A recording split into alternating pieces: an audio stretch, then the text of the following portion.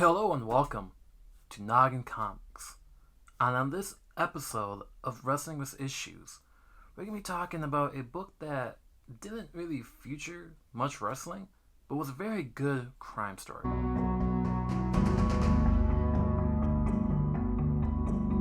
Alright, so we're going to be talking about Ringside Vol.1, Kayfabe, written by Joe Keatinge, art by Nick Barber, and colors by Simon Gough. It was published by Image Comics in 2016. This is the cover of the book.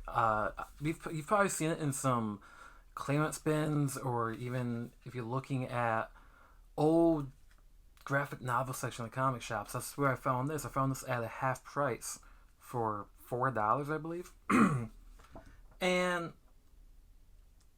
I open it up by saying it's not really a wrestling comic. It's more of a crime comic.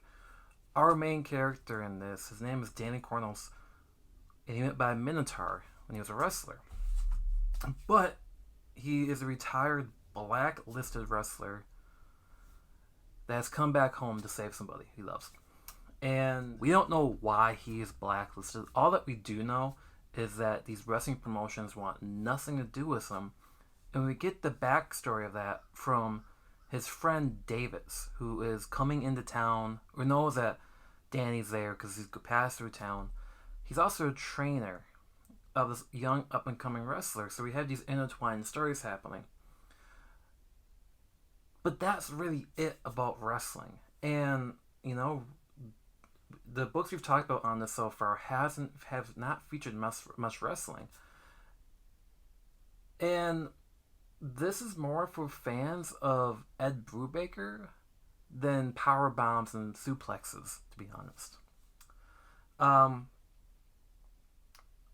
don't want to dive into much detail because I want to come back around and read volumes 2 and 3 and then do a whole collected volume of this, because while reading this, I found myself getting more invested into the story, caring more about what's gonna happen with Danny, because he also has a friend named Amy, who's an ex-Marine who is handicapped in a wheelchair, and Terrence, who's a bail bondsman and bounty hunter that befriends Danny.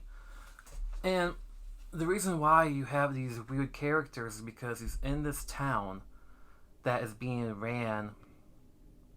I won't say ran.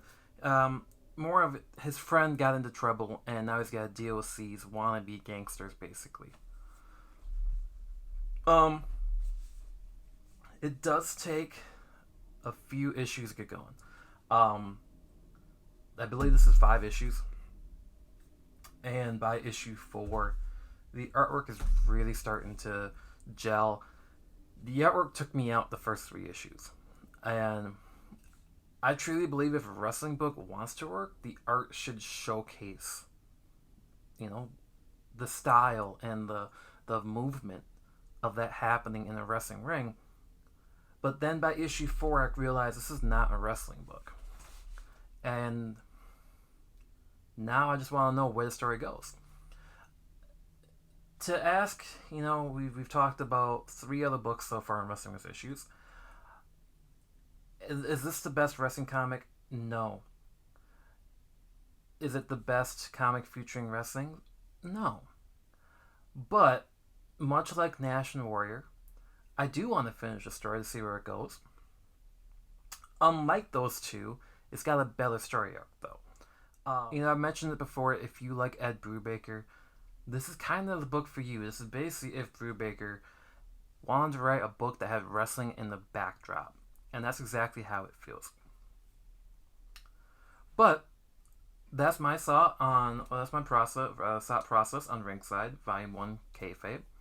I do like the fact that it uses wrestling vocabulary extremely well, and it kind of makes you want to continue. Like, okay, this is going to involve wrestling more. So where is it gonna go? So yeah, I look forward to reading volume 2 and 3. Please let me know in the comment section, though. Have you read Ringside 1 through 3? Should I continue to read it. And don't forget to hit the like button and subscribe. On the next episode of Wrestling with Issues, we are going to be talking about Arn Anderson and my life as the Enforcer. Book just came out, and we got a copy of it, and we're going to be talking about it. But until then, see you at the comic shop, and have a good day.